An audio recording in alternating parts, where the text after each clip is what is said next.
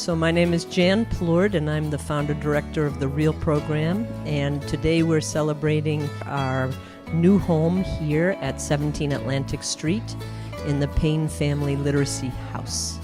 The REAL program stands for Reading, Educational Assistance, and Learning.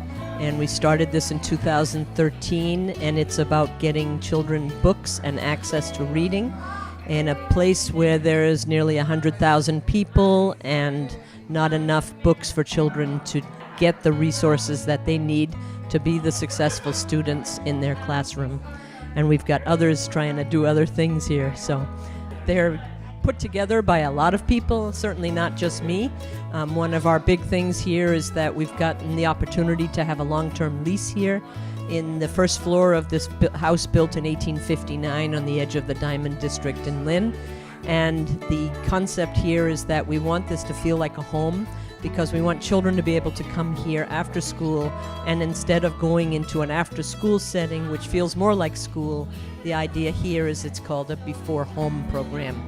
So it gives children the tools and things that they need that parents can't provide when they're working 2 and 3 jobs and just trying to make ends meet.